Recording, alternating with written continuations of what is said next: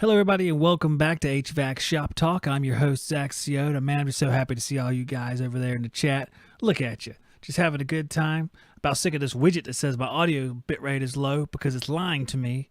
Widgets lie, guys. Internet widgets, they will lie. They're like the little gremlins from the Bugs Bunny cartoons from the 1940s. They're bad. Don't even pay attention to them. We got to say hello to the chat guys. Chat guys, hey, Garrett. Garrett, you're back, finally. We've been waiting for you for like 2 weeks. Thanks for making time for the show, Garrett. Appreciate it. Sunrise HVAC, hello. Jeffrey Adams, what's up?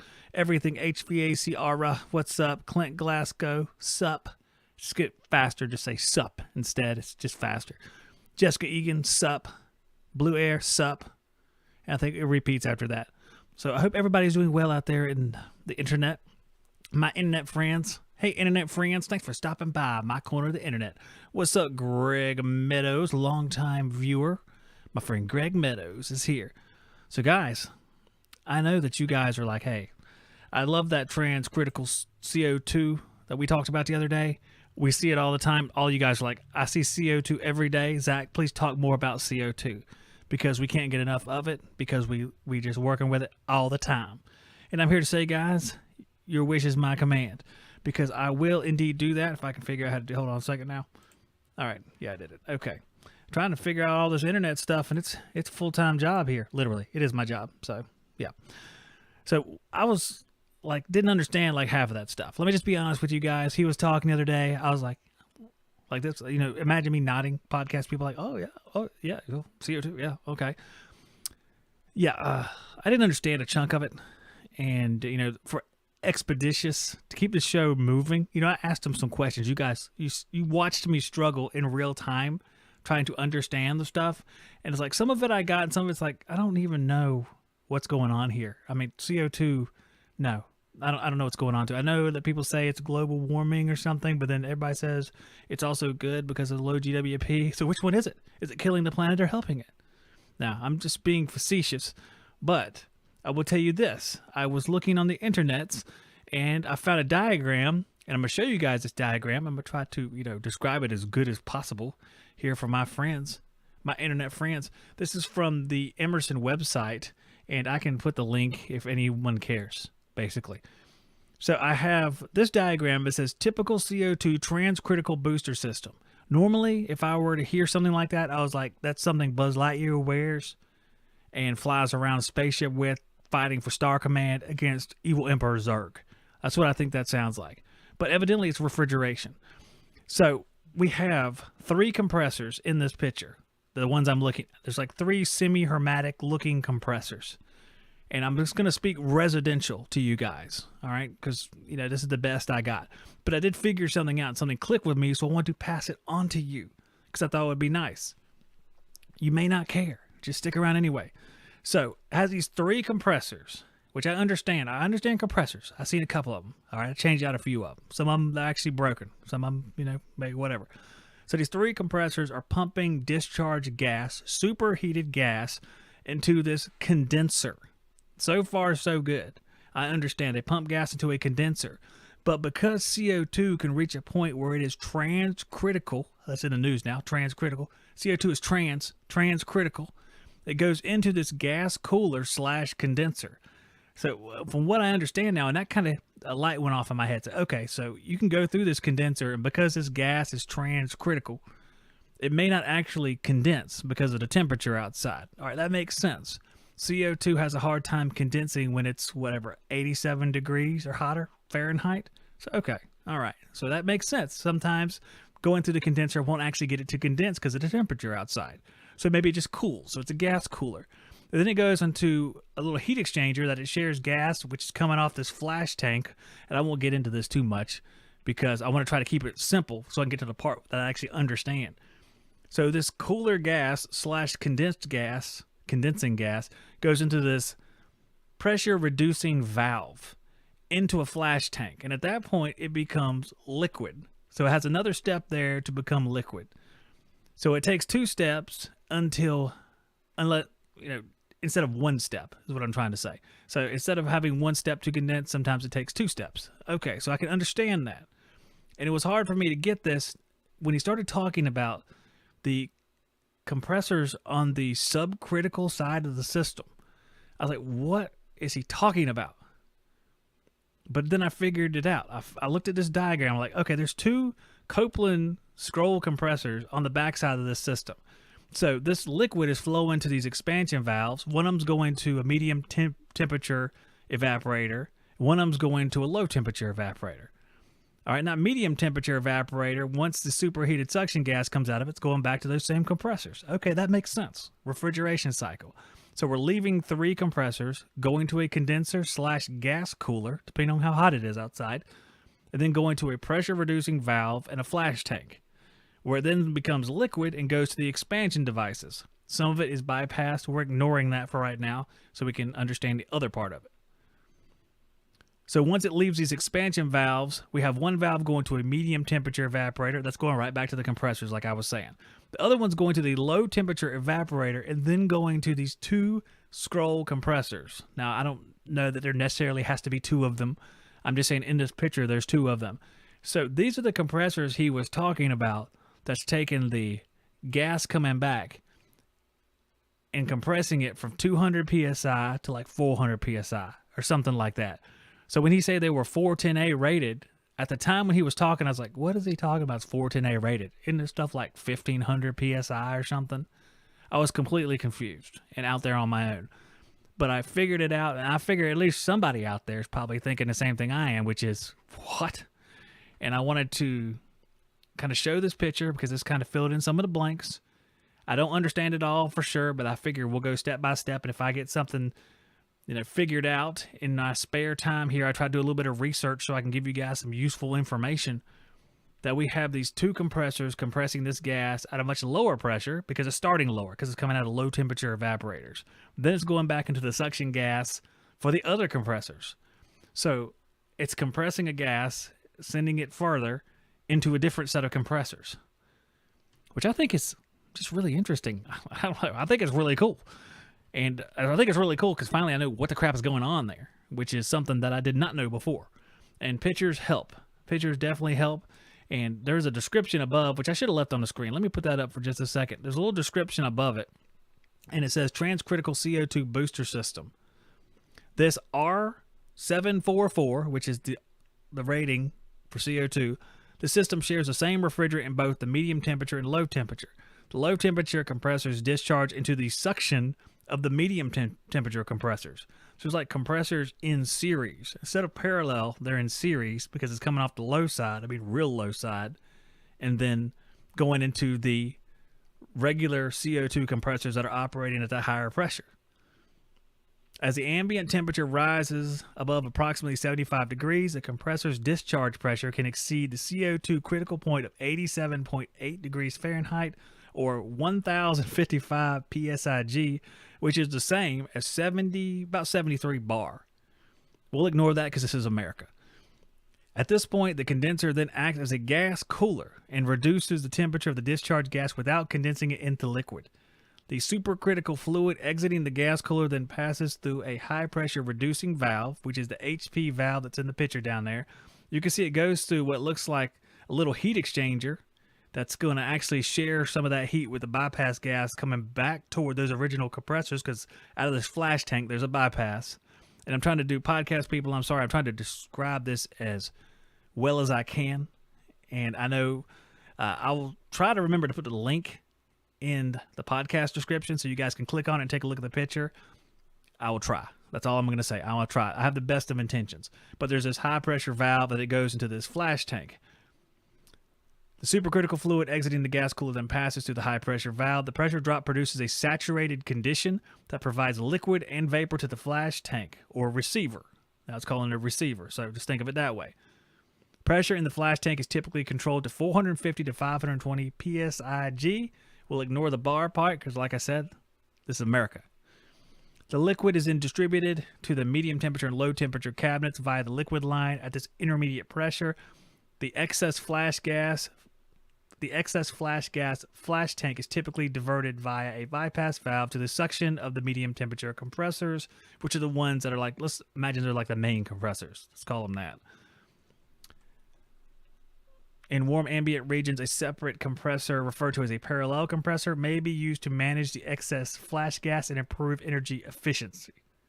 So there you go. I thought it was really interesting. I thought it was kind of neat to learn more about that. I know guys are like, yeah, well, that's great, Zach. We don't ever see that stuff. And I know we don't see it a whole lot. But if you're like me, you like learning about this stuff anyway. It's like, I may never use this or see one of these systems in person besides going into like an industrial building and going, hey, I think that's one of those things, and just going about my business, doing whatever else I had planned on doing.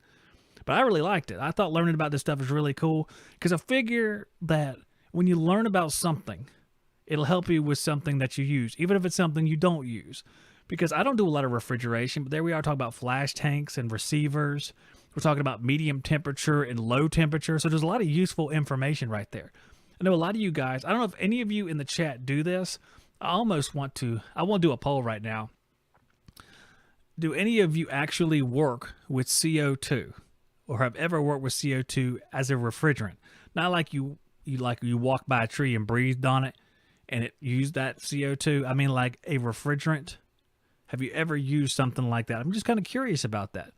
Nathaniel says no. I don't know how common. I'm pretty sure it's very specialized because you have like our residential techs, which are like 800 or 80% of everybody. And then we have, and I see you have a question there. I'll get to it in just a second. 80% of people are residential techs, it feels like. 17% of the rest are like commercial techs, and like 3% are industrial, and 1% of what's remaining works on CO2. Everybody says no. Greg Meadows says, so the heat exchanger after the condenser, basically a subcooler. I think whatever residual gas is trying to condense it further or try to subcool it. I don't even know if it's not liquid guaranteed at that point. So I don't know if subcooler is the right word. I don't know what the right word is, frankly. It didn't have it in the description, so I'm not quite sure. But it looks like some sort of heat exchanger just to take a little bit more, or let's say maybe de-superheater is better. Maybe de-superheater. Guys, help me out here. Would you call that, and I can bring it back up on the screen maybe. Would you call it a de-superheater? Let me bring it back. So after we leave the gas cooler / condenser and go into that heat exchanger, would you call that a de-superheater, or does anyone have a better name for it? Because there's no one to ask here because no one works on it. But I know that de-superheaters are not just used in this particular refrigerant system, they're used across the board. So that's what I look like. That's what it looks like to me, and you guys can help me out with that. And you can see it in the picture here. I'm going to take the picture down, though, so whoever hasn't looked at it yet won't be able to tell unless they rewind. And I don't know if you can rewind this thing. It's like it's a VHS tape. Rewind it before you turn your rental back in. So we had a question from Bad News Monk. Hi, Zach. I was wondering if you use a smartwatch or Fitbit to track your steps and calories. I use this. It's an iWatch 3. It tracks my steps, and I have a different app that tracks calories. It does tell me how many calories I burned, but there's a different app that actually add up the ones that I've actually ingested, which is typically my problem. It's not burning calories. It's more like eating too many. Michael Frank says, yes, Zach, that's exactly what I was thinking, de-superheater. Okay, isn't a condenser technically a de-superheater? Okay, yeah, technically because it's not condensing anything. Not all the time. So some of the time it probably does condense it because the temperature is lower outside, but when you reach that point, it becomes strictly it says gas cooler, but I guess de-superheater is the same thing. It's cooling a gas. It's above saturation still. Once it reaches saturation, if it did inside of that device, you would then say it is a condensing unit. But it could be both, I guess. So it could be either one of those. I feel smarter. You guys feel smarter? I feel like I'm smarter now. I always feel like I'm going to go out and work on some CO2. I'm going to take the YJAC probes out there. I don't know if they're rated for it. Slap them on there and be like, how much superheat this thing got? We got to check subcooling on this thing. Someone's going to be like, where do you check it? I'm like, I don't know. Is there a computer around here? I have no idea. Let's see if anyone else I have. Blah, blah, blah, blah. Using crack units. I don't know. I never done crack, man. I'm sorry. I know it's not what you mean, and I'm sorry about that. Had to make a joke. Had to make a joke because I am a loser. I'm just kidding. I'm a winner. I try to be. It's give and take, really. So, okay, I just wanted to explain that to you guys, that I came up with this one thing that I think actually learned and pass that along. As you see on the screen there, Nightbot has put up some lists there that if you want to, you can click on those And thank you, Greg. You like the cross here? I like it too, man. Turbo Sawdust. One day I'll actually get the link and put it in here, so if someone wants to order one, they can. It's a guy on Facebook. His name is Turbo Sawdust. He lives about a mile from where I went to high school, but he is online on Facebook, and he does ship stuff. And I think this is a common item that he does. It's really nice. I love it. I really love it a lot. So you can find them. If someone wants to remind me before show sometime and text me like, hey, Zach, find the link before the show, that'd be great. I will try to do that. So I'm going to take a break for just a second, come right back, get a drink of my Dr. Pepper Zero here, no calories, and then we'll get right back after it. Refrigeration Technologies make some of the best HVAC chemicals around, and that includes wet rag heat blocking putty that prevents your vital system components from being damaged while you're brazing. Also, there's Nylog, gasket and thread sealant, a variety of uses including sealing up flares, gaskets, and other HVAC joints and connections. Last but not least, there's Viper Aerosol Cleaner. I use it on evaporator coils. It foams up beautifully, does a great job cleaning. So if you need anything in the HVAC chemical arena, choose Refrigeration Technologies. You can find out more at refridgetech.com and purchase at truetechtools.com. Alrighty, guys, I have the chat alongside me here, so anyone wants to make a chat or ask a question or something and have it highlighted right now, this is the perfect time because I have the chat on the screen. In just a few minutes, I will put up the phone number so anyone can call if they want to. In fact, if you know the number, you can go ahead and call. The number is, and I'll tell you, we'll make it easier, 910-970-0043. If you want to call in, you can. You can talk about CO2. You can talk about what else is going on. You can talk about whatever you want to. You can talk about smart probes you like the best. And hey, look at Jessica Egan. Welcome. So that is a new member right there. You see on the screen, Jessica Egan says, welcome to HST member Goodman level. Hey, that's a second level right there. I named them Nordine level, Goodman level, and Train level. Just for fun. Just because, what are you going to name them? Level 1, 2, and 3? That doesn't seem very creative. Alpha, Delta, and Epsilon? Maybe. That sounds good. It's very Greek. So thank you, Jessica. Jessica, what she's done here is she's joined. You see the button at the bottom of the screen, help support the show. So when all the sponsors leave, when I say controversial stuff, I'll still have members to help me buy groceries. And that's the point of that. And thank you very much for that, Jessica. I appreciate it. You can all do that now, and I'll just take a break for a second. Look at the cross here. Okay. Any questions out there, guys? We can go to the phones here in just a second. I don't see anything popping up, so what I'm going to do is I'm going to go back over here, and we are going to put up the call now, and you can get the phone number there and call in. Nathan Hurst says, I've used the Blue On twice, and now, so far, I really like it. All right. Garrett Rush says, what brand did you install when doing HVAC? I had a few brands that I like to install. I think the one that really tugs on my heartstrings the most when I think back on it is probably Heil. I liked Heil. I installed them for a while. It's an ICP product. Everybody knows Bryant Carrier, very similar. I had installed Bryant as well. And I stayed in that family quite a bit. I had Bryant for a while, then I had Heil. I installed a few of those Ream units, the RP units. I thought they were really, really nice. Most of them were pretty nice. I had a Mana for a while, then Goodman. And if I had to go back and pick one, I'd probably pick Heil or the Ream units. They did really well. I liked them. And let's see. Hello, everybody. Garrett Russ says, I'm a Heil dealer now. Just became a Train dealer. Yeah, I like that. Can't go wrong with Train. Train's nice stuff. I don't know about the equipment prices. In fact, if you guys call in, we can talk about it. You can tell me how much your equipment price has gone up because I haven't bought a whole lot of equipment. I don't remember the last one I bought because the last job I did was they've reused the equipment. It was Train equipment. It was relatively old, but both those units are running like champs now on 422B. Like a boss. In fact, I'm going back over there tomorrow in order to help him with some of the crawl space. Oh, put some crawl space plastic down. It's really horrible. It's really horrible. Yeah, it's bad.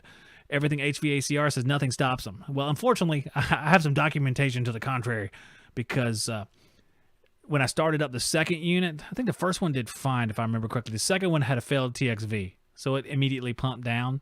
So I did some checks because it is a heat pump. It makes it really easy to check TXV issues. Okay, this is a good moment right here.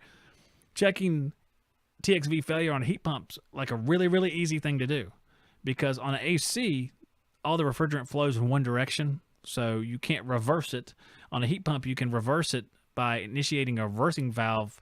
Basically, send 24 volts to a reversing valve or take it off, and you reverse the flow of refrigerant.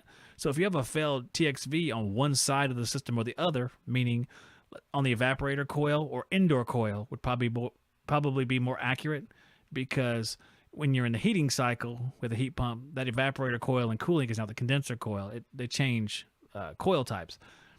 So you might have a metering device that's failed in cooling, that whenever you put it into cooling, it pumps down because it's slammed closed. It won't open. But in heating, you can see everything's working fine. Or vice versa. And heating valve can be shut down, and you can reverse it into cooling and everything's fine. So it's much easier to troubleshoot than doing an AC, because on the AC, you can have things pumped down, but it will indicate a restriction, but not guaranteed it's a TXV. You have to do some further troubleshooting sometimes. You might have to chase like a frost buildup, something like that. You might have to check temperatures across a component. But on a heat pump, you can probably be more expeditious with it, because if it's a restriction going both ways, then you can really narrow that down fast, because you go right to like the dryer or something like that, which is most likely the dryer. I had one more thing I was thinking about, actually. Guys, I was thinking about the suction accumulator, and I believe it was Trevor that said this. There's a little orifice at the bottom of a suction accumulator, and by gosh, I should have brought a picture of it. Let me see if I can find a picture of a suction accumulator real quick. I'm going to bring up the Google, see if we have a cutaway, because I have an interesting question to ask you guys about what is my favorite thing, best practices. Best practices sounds so plain. It's like the most vanilla thing you could say. Hey, are you partaking in best practices? Perhaps you should get best practices down pat.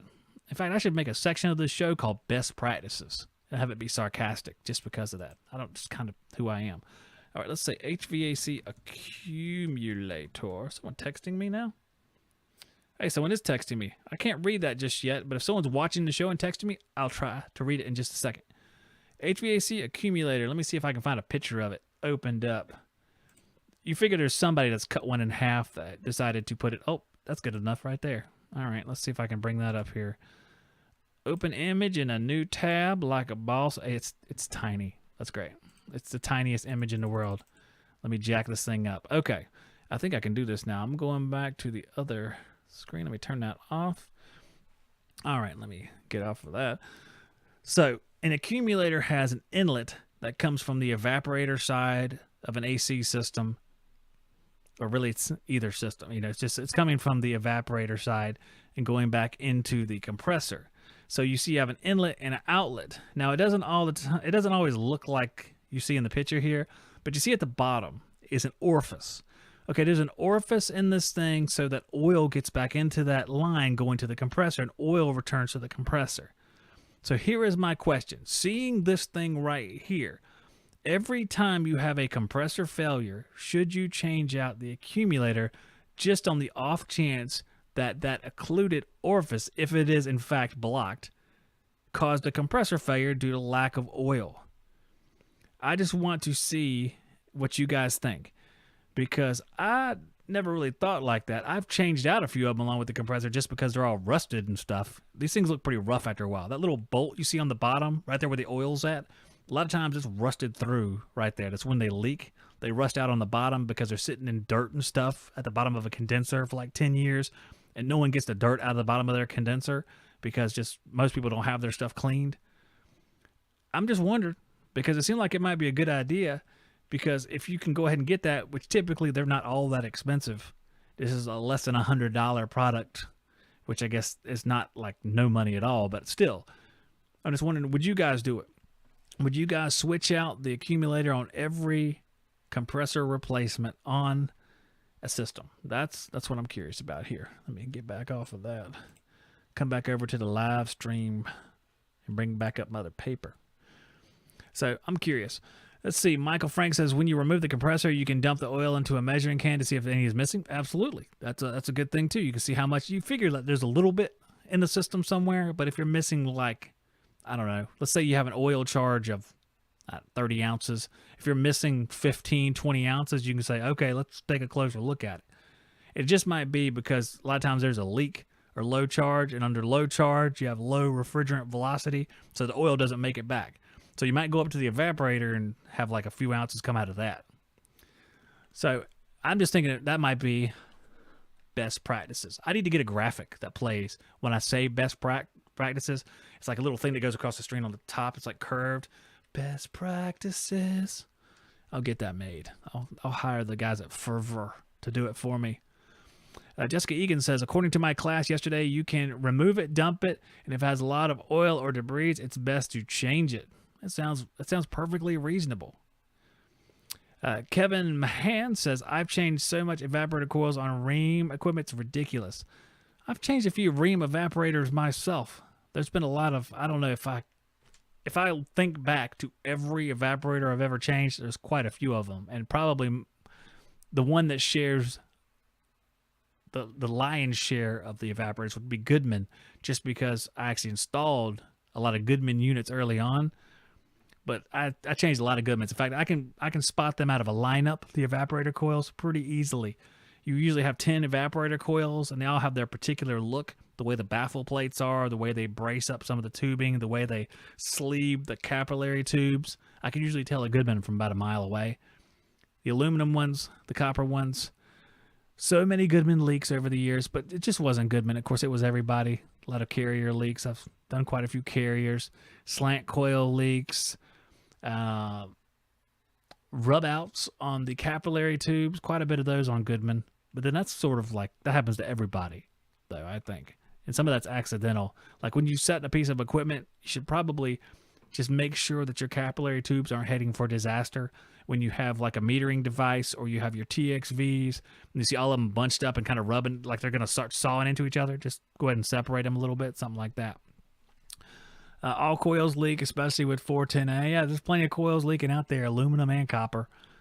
What's your thoughts on aluminum coil, says Red Mist? I mean, aluminum coil, I think the overall opinion of aluminum coil is that it's going to leak less because of the material it's made out of. It's not as susceptible to leaking in the same way that copper was. But I've seen quite a few aluminum coils leak as well. Trane Hyperion air handlers or the equivalent American Standard Forefront air handler, which I think is the same. Forefront air handlers, like the little plastic refrigerators. A lot of those were leaking early on. Some Goodman coils were leaking early on. I think they avoided most of that Formicarry issue, though, switching to aluminum. But aluminum doesn't transfer heat as well, so it's like a catch-22. If you make it thicker, in order to combat some of that stuff, then the heat transfer decreases. So I don't know. I guess you're stuck with whatever you're stuck with. I think aluminum probably does a little bit better against leaking, but then you get drain slime. Drain slime appears. Drain slime is awful. You get that white gel junk. I have a drain. My drain at my house plugs up like yearly, it feels like. I had a drain on a different system, and I can't remember. I don't think it was a microchannel. It was just a regular aluminum coil. It plugged up all the time because of stupid aluminum coil. Copper is antimicrobial. It fights some of that. That's why you see people with copper P-traps, like on commercial units. So you won't have that buildup of bacterial junk in there, I guess. I don't know the science of it. I just know that it is true because many people have said it, and I've seen it play out in real life. That stuff just gets everywhere. When you have aluminum coil, it builds up so much faster. It's disgusting. Garrett Rush says, Brian from HVAC says, put copper in the pan and the slime will go away. Yeah, see, the copper is the reason why the slime wasn't there in the older units. Or you can spray, I think Refrigeration Technology, speaking of the sponsor that just played, they have a pan spray that this supposedly guards against that, but aluminum coils are real bad for that. Some customers want to pay extra for copper. Hey, if they want to pay extra for copper and copper's available, more power to them. They can pay for whatever they want, is what I say. Put in whatever you want. We can put yoga pipes in. You want to pay for it. We can pay for it when they explode, too. Aluminum causes the dirty sock syndrome. You know, I can see that because it doesn't fight that buildup of organic, maybe that's a better way to say it, organic material. And since it doesn't, I guess it would be more susceptible to having that crap grow on there and stink up a house. Everything HVACR says Viper or pan treatment is good stuff. I don't know that I've ever had a chance to use Viper pan treatment, but everybody says it's fantastic and works really, really well. So there you go. If you have something and you can't I don't know about putting copper in the drain pan itself. I don't know if you just set a piece of copper in there. I'm not sure how that works. So elaborate on that. Just laying a piece of copper in there kills the stuff, or just spray the Viper stuff every time you do a PM or something, I guess is what they do.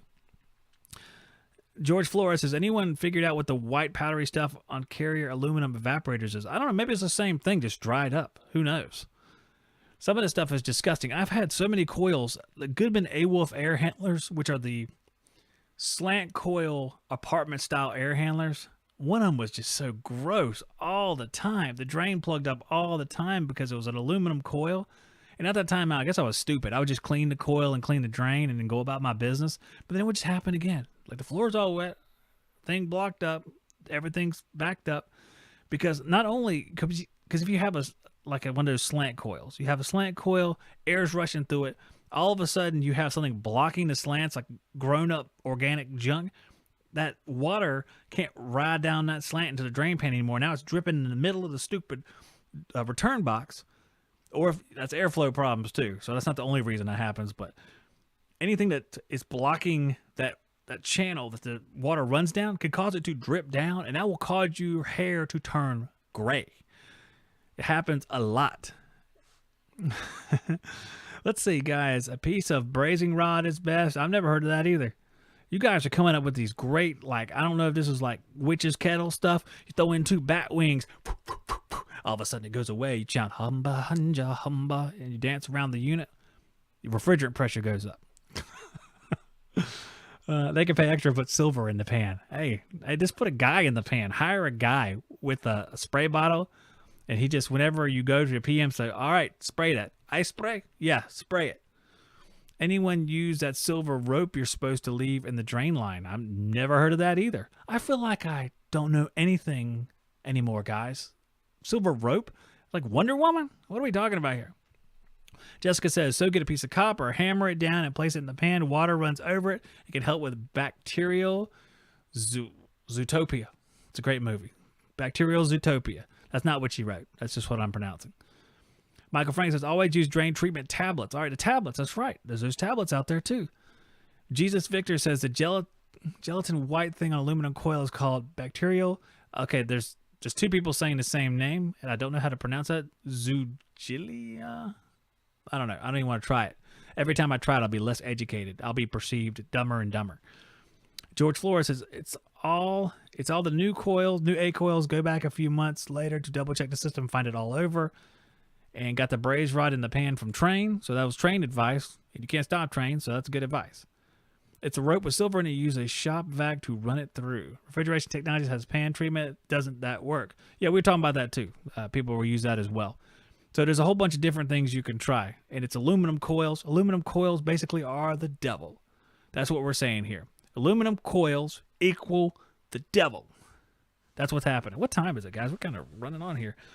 No one's going to call in tonight. Does anyone want to call in tonight? Just put it in the chat. If you want to call in, I want you to call in. You could talk about this. You could talk about your drain slime. Like I said, it's pretty much open.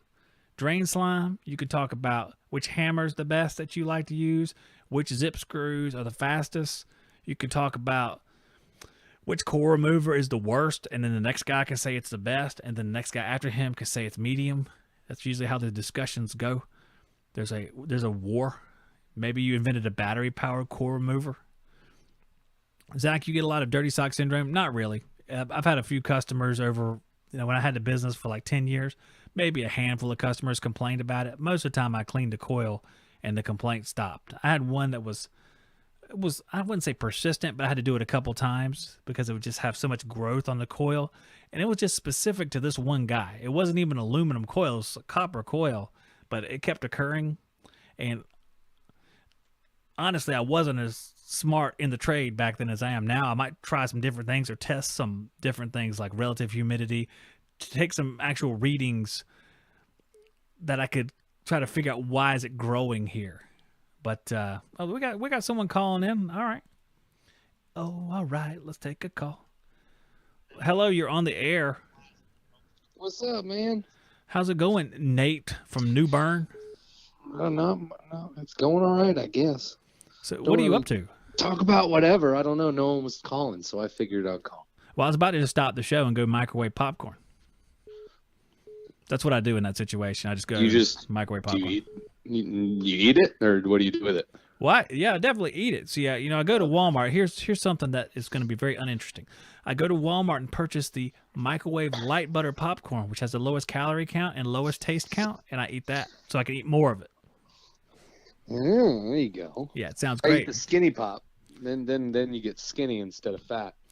I bought Skinny Pop today. It's pretty good. It actually is pretty You good. don't have to make it. Yeah, that's You right. have to watch the microwave like a hawk and like think, is there going to be more pops or not? And then when you pull the trigger, you find that half of them are still kernels, and then you're just mad at yourself. And then you try to do it in the pan with some oil, and then they just start popping everywhere, and your entire I don't even try kitchen's that. full. I don't even try that any longer. The pan with the I oil, did it no. once, and it was actually interesting because it really does just launch.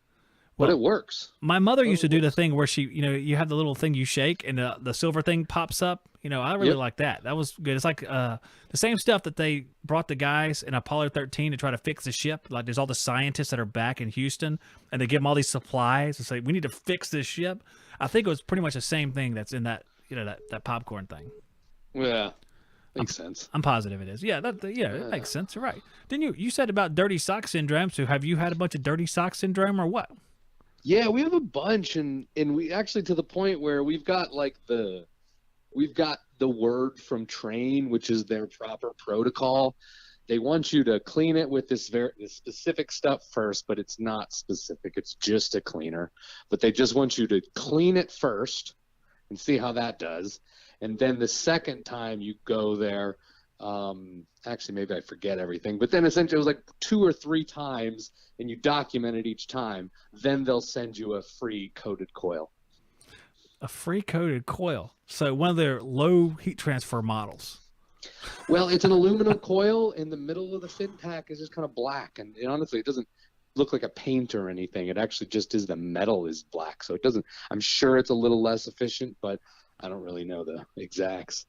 Well, but you got to figure, like some of these, like I used to get Goodman coated coils, and they would be like, it almost felt like black epoxy all over. It's like, how is any heat transfer happening on this they're coil? not But that it's not kind leaking. of coated, because we actually coat some of our units for the beach, and that literally looks like there's a layer of paint on it, and it's just like, there's no way this is good. Which thing do you coat them with? And let me say, someone is calling like a lot. Same guy. Just hold on 1 second. Hold on 1 second. Just relax. I hear the beeping. So what do you spray on the beach ones, and does it work? I don't know, because that's kind of not my department, and I'm in the New Bern side, so I don't even really go to the beach that much. So I don't actually know. It is blue, though. Blue. Last time I saw it.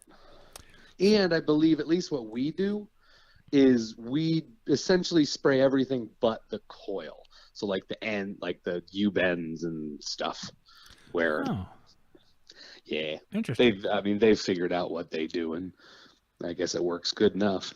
But the dirty stock thing is something that's just been happening more and more. It mostly, and I don't know, it's hard to find information, but actually Homer has told me the most information about it. I don't know exactly where he gets his information, but it's a very specific bacteria. So it's not just anything.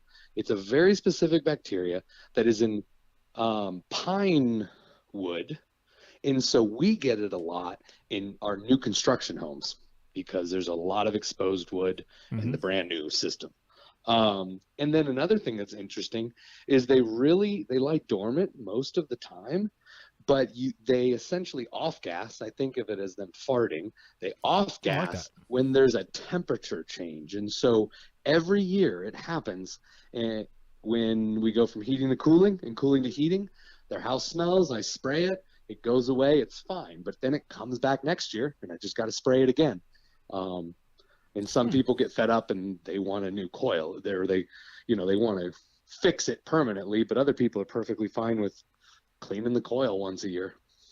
Interesting. But it's specifically that heat change. So like the first time you turn your air conditioner on after it's been in heat mode.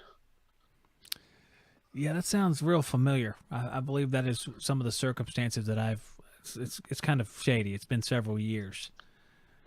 I'm getting, I'm really getting tired of these drain lines. I didn't know how bad it was until I came to North Carolina, but It's super bad. sometimes I spend such a long time just like up, down, in, out, push, pull. It doesn't really feel that good when it's done. It's not like one of those satisfying ones where you get a big old like blowout. You're just like, well, it's draining better. That's all I can say, and I've spent 2 hours on it. So it's similar to like when a zit is popped. Yeah, right? It's like, oh, that's satisfying. I don't know. There are good ones and there are bad ones. So yeah, same. Yeah, I've seen some where you put some pressure on it, and this snot ball comes out. It's like, that's definitely the problem. That's for sure. This is gross. Exactly. You just leave it there. Yeah, and you were asking about that rope, and I saw it in, I think it was one of the videos that Brian did that was like outside of his symposium or something, but I don't know if it was, I think it was a Diversitech thing, and it was literally like a little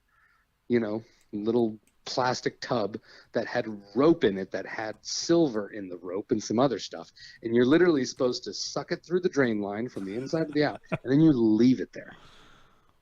What? Really? Yeah. Well, I'm trying to find this stuff on the internet. I'm pretty sure it was a Diversitech product.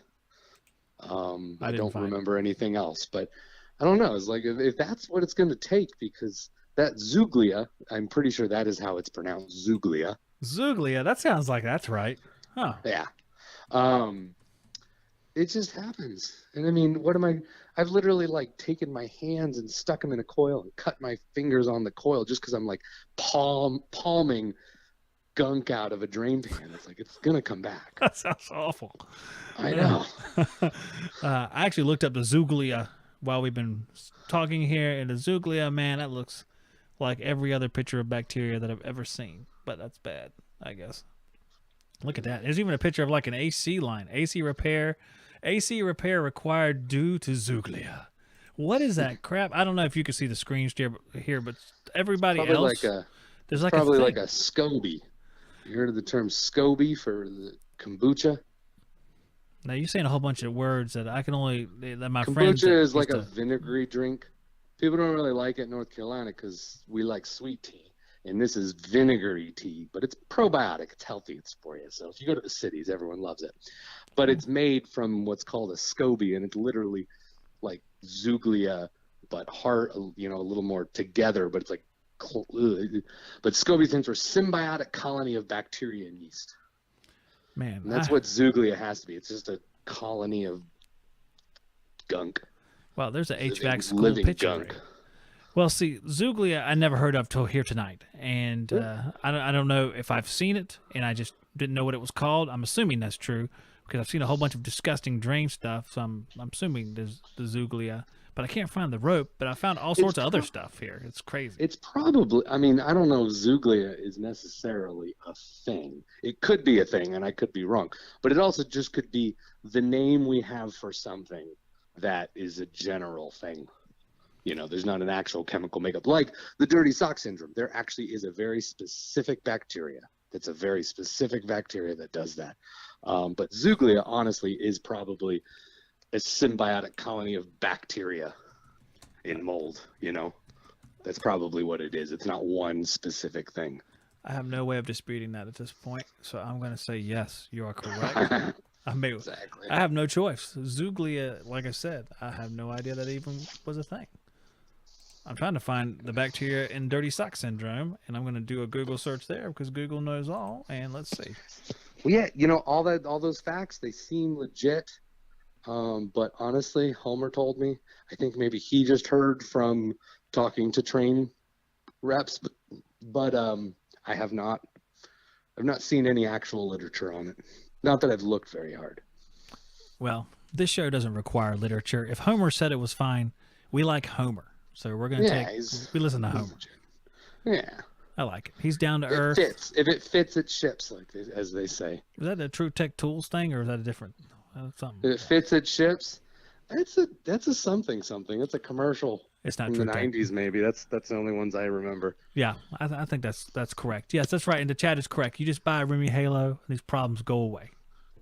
If it doesn't go away with one, just add a second one. Yeah, I just keep throwing them at it. That eventually, Yeah. either that will die or you will die. So That's right. either way, you're rid of it. I think that's how the Hulk was made. Added that fifth Remy Halo, and the gamma radiation was so high that beloved scientist Bruce Banner became the Hulk. Oh my gosh, that could be this. This is the beginnings of an HVAC superhero comic. And we've been waiting for it. Yes, actually, my old job in DC, I found these because they had all this sort of marketing stuff. They're a big company. I found these, and I found like 4 of them. There were only 4 in existence, and I saved them all. They were coloring books for the company I work for, but they were coloring books, and they were like part of it was a what's it called? What were we just talking about? Zuglia. No, the Too comic far? book. It was a comic book about like a evil, dirty water heater that flooded the house, and then Super Plumber came and replaced it. Nobody read it was this. the funniest thing I've ever seen in my life, and I was like, I can't believe this exists. And I think I still have one. I did end up giving them to some people, but I saved one because it's honestly one of the funniest things I've ever seen. I just want to see it just to know that someone spent their time on that. I know. That means somebody legitimately at this company. They're not small, but they're not big. They're just they're DC area, decent sized company. Someone spent a whole lot of time making a coloring book with crosswords and comic books about evil water heaters. I just can't believe that's a thing. I know. Well, okay, to encapsulate this conversation and segue purposes, what's the best smart probe? The best smart probe. This is just like one of those general conversations, like you like Chevy, or you like the Fords.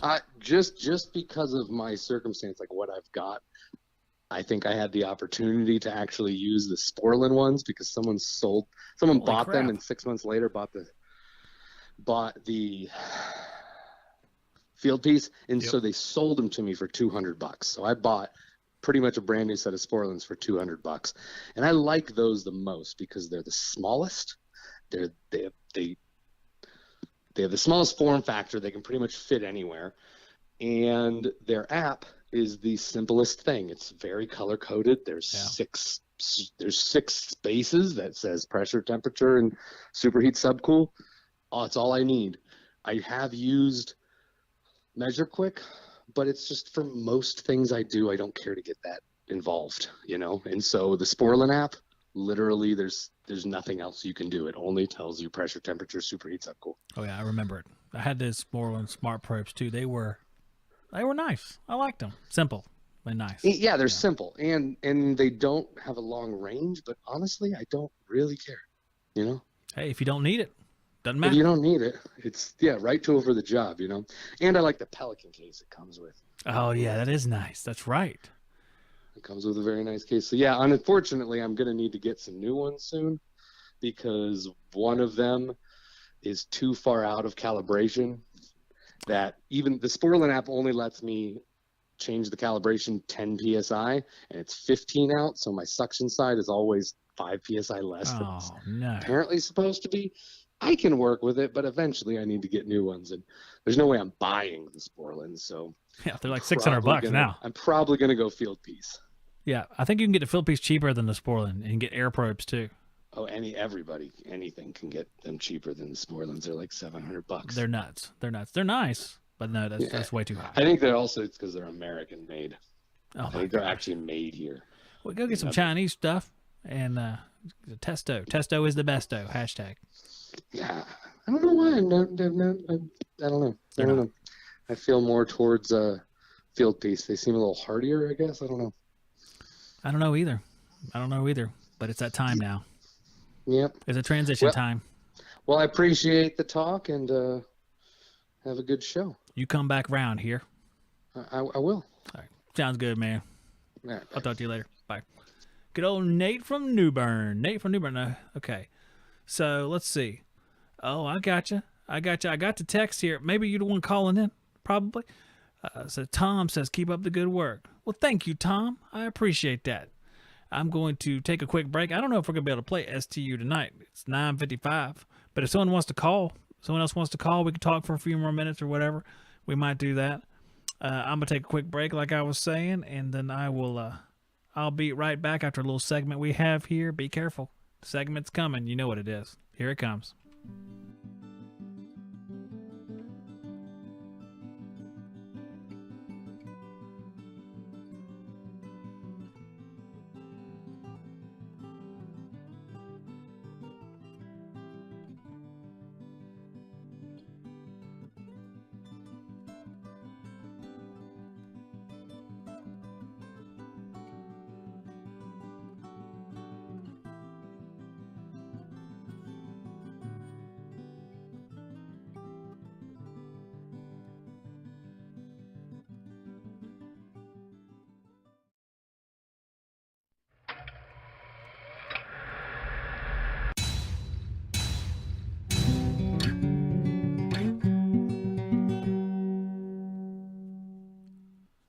So tonight on Read the Manual, one of the things I want to do is actually take a look at 5 different verses from the book of Proverbs.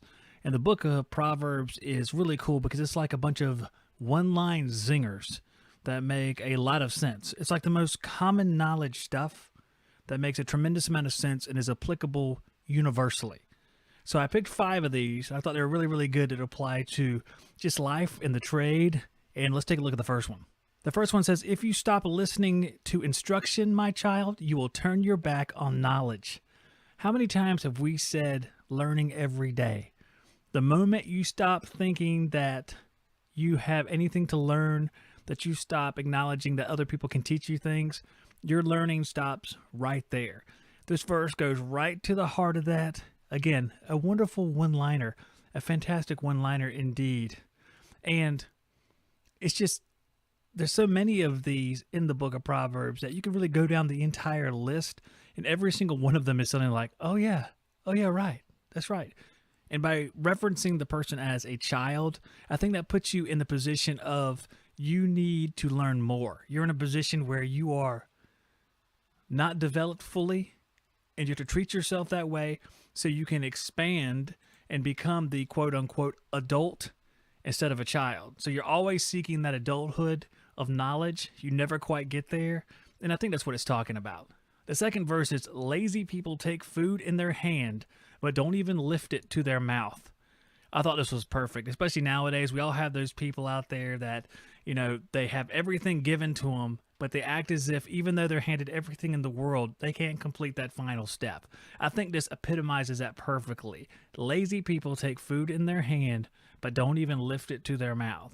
Can't do anything for yourself. And we all know this, that the people of this world who take responsibility for their actions, the people that come onto a job and say, all right, something's wrong, let's handle it, let's do it, this is my responsibility. The people that take charge are the people you can trust. And the people that your boss turns to say, all right, give the job to this guy, he can handle it. If something goes wrong, he's going to rise to the occasion, he's going to take care of it. He's not sitting there collecting a paycheck and going home and just whatever. He's invested in this. He sees it as an opportunity. He's not going to waste any opportunities he has or she has. And I think that sort of symbolizes how a lot of us are here. We don't just let things happen. We work towards something. We take responsibility for both our successes and our failures, but especially our failures. Taking responsibility for failure is very difficult. And I think a lot of the guys that I see down here definitely do that. The third verse is, avoiding a fight is a mark of honor. Only fools insist on quarreling. To be the person that, quote unquote, starts drama, that's the common way to say it now. A person who starts drama, who insists on battling everybody on everything. Reading this verse is like an eye-opener. Avoiding a fight is a mark of honor. Only fools insist on quarreling. If you have someone he just can't stop, just keeps on butting heads with everybody, it's a foolish thing, because he's not going to get anywhere, or she, and you're not going to make any headway toward any goal that you have doing that sort of thing. So having patience, being calm, sometimes letting things go, and that can be very, very difficult. When you're letting things go, oh my gosh, you can feel like there's a devil on your shoulder going, you need to get in there and say something. You need to say something right now.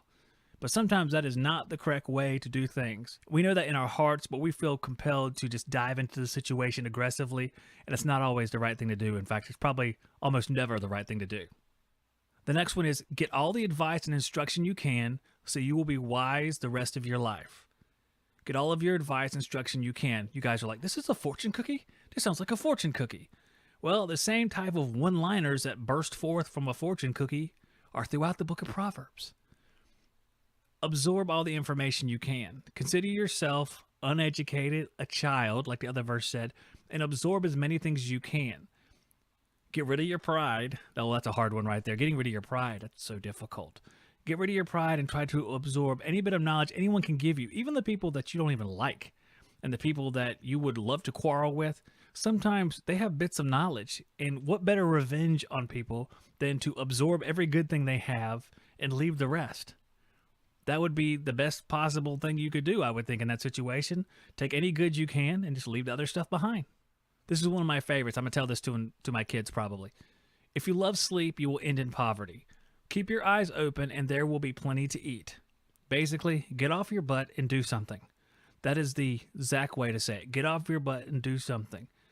Don't sit there and become lethargic. And it's not just laying in bed like you're lazy or something. It's getting set in your ways, getting stuck in a rut, staying in a certain way instead of pushing forward. I think we're all guilty of that. I know I am guilty of that quite a bit.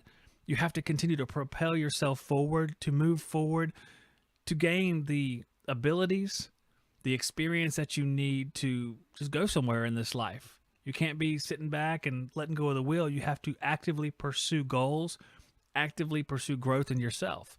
And I think this verse speaks to that. If you love sleep, you will end in poverty. Don't end in poverty, guys.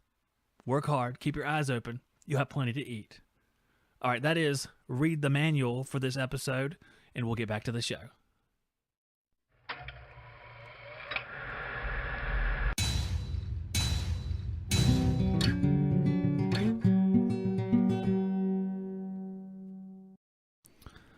Well, guys, I hope you enjoyed the show tonight. I think we'll probably end it right about there. I don't think we have enough time to do much else.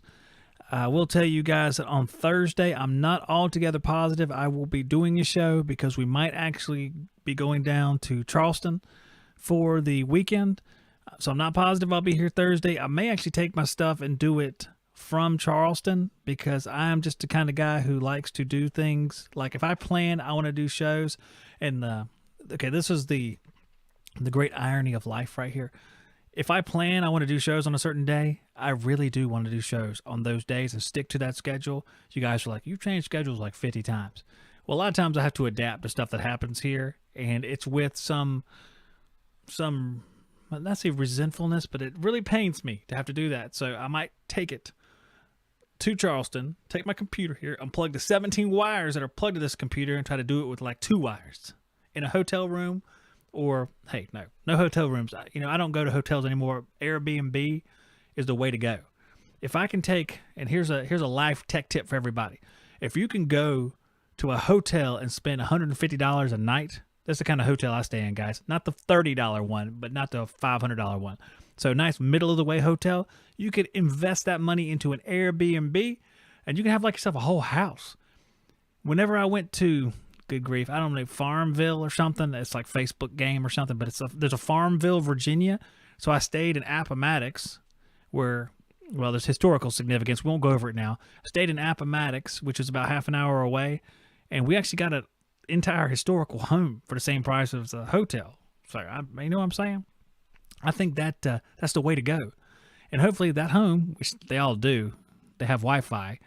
And typically it's pretty decent. And I just want to I like doing the show. I like coming on here and talking to you guys. It's one of those things in life. I do a lot of work from home. So this is almost like me getting out there and mixing it up a little bit with people because a lot of times I have to stay here and take care of stuff. So I don't get to go to conventions and stuff. Although I'm going to go to that convention next year. You watch me. I'm going to Brian's thing and I'm going to podcast. He's going to start one of his events and I'm just going to start podcasting with a bullhorn. And it's not going to be planned. It's just going to be like, who wants to be interviewed? And people are going to be like, I'm so sorry. We have the security here. And Brian's going to be like, no, I told him he could do it. It'll be great. And I'll see Jessica there. And Jessica is going to buy me a steak And that's what the plan is. And now that's in stone because I said it on the air. So I'm going to go down there and eat the steak that Jessica buys me, maybe 2 steaks, maybe another steak the next day. And Nate's going to come with me. We're going to go down, and me and Nate are going to drive down to Orlando, Florida next year, and we're going to go to the Kalos event, which is a symposium, which is a super overly dressed up word for this. We can use convention. Someone has to talk to Brian about his diction. He needs to bring it down to a blue collar level. Bring it down to the blue collar level. We're going to have a get together in Orlando, Florida. We're going to barbecue. AK is going to be there. He's not going to talk to anybody, but that's fine. He sits on the corner, and then he leaves as soon as it's over with. Brian's brother's going to run by in like some kind of shirtless thing, like the Streak, like Ray Stevens or something. And it'll be a lot of fun. And it's going to be off the chain. That's what kids say. It's going to be off the chain. It'll be great. Symposium means drinking party. I didn't know it was maybe it's like a Greco-Roman word that goes back and means drinking party. That's nice. Weaver's here. Hello, Weaver. Jessica, I don't think you quarrel with people. I think you're just explaining to them why you're right. I like that. My wife does that too. It's not quarreling. It's not quarreling.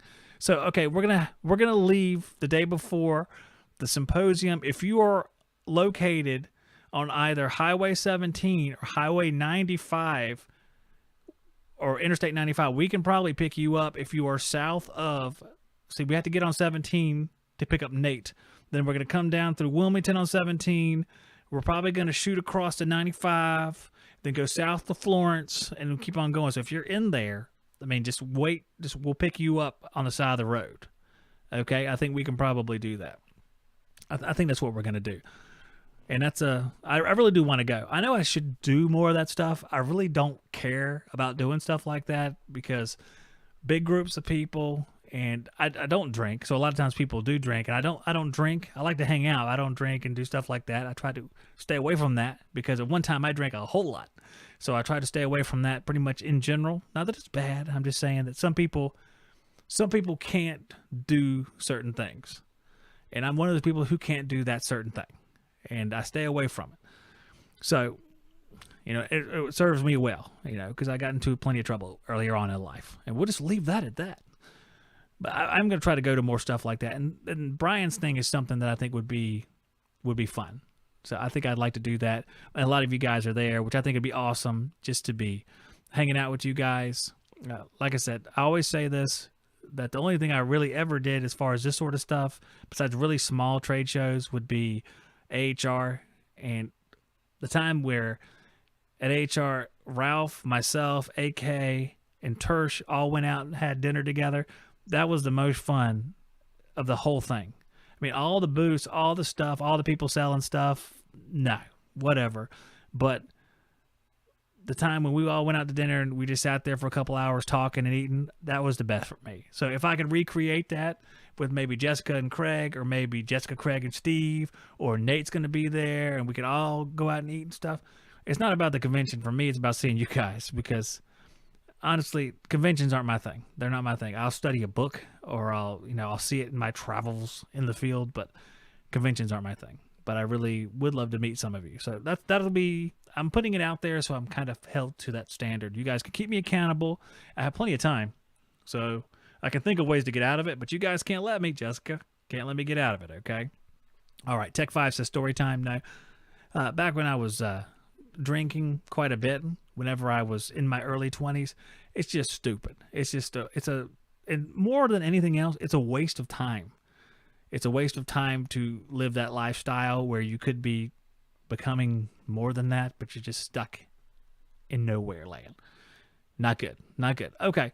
So see you all down at Brian's thing. Let's just go ahead and go on down there tomorrow. I'll meet you all there. We will pluck all the little strings off his tents and make them fall down. And then when he sets them back up, we'll run back out and do it again. And we'll keep doing that over and over again until he answers my phone calls. And that'll be a lot of fun, probably. We'll probably be arrested, but it's fine. My name is Zach Scioto. This has been HVAC Shop Talk, and I'm going to wrap it up, and I'm going to say see you guys on as I search for the button. See you guys at Brian's house tomorrow morning.